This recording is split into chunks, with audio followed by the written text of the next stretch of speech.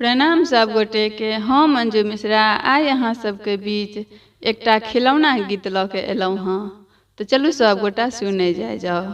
कोशिश करे छी अहाँ सबके नीक लागत तो लाइक कऽ देबै, हमर चैनल के सब्सक्राइब कऽ लेब आ किछु त्रुटि भऽ जात तो क्षमा कऽ देब। तो चलू सब गोटा सुने जाओ। भैया भौजी में केलन विचार, बबुआ के उपलन में। भैया भौजी में केलन विचार, बबुआ के उपलन में। एक सेर के राव के 16 सवारी, एक सेर केराव के 16 सवारी। 16 लोहिया देलनी चढ़ाई, बबुआ के उपलन में। 16 लोहिया देलनी चढ़ाई, बबुआ के उपलन में।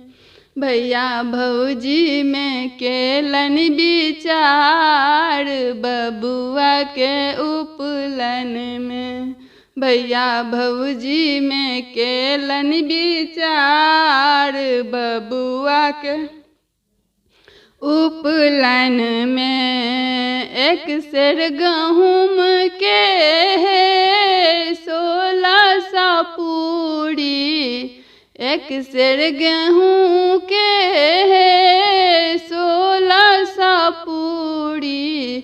16 लोहिया देलनी चढ़ाई, बबुआ के उपलन में।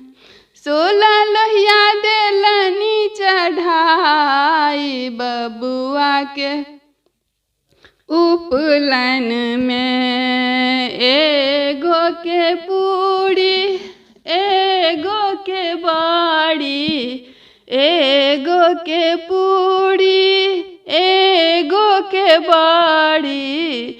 1600 पत्ता देलनी खसाई, बबुआ के उपलन में।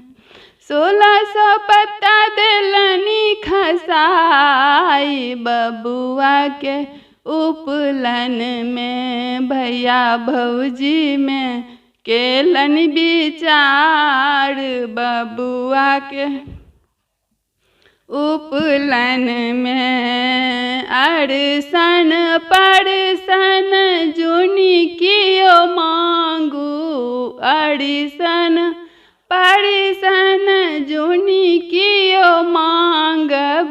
जुनी कियो भूख ले जाब, बबुआ के उपलन में। जुनी कियो भूख ले जाब, बबुआ के उपलन में।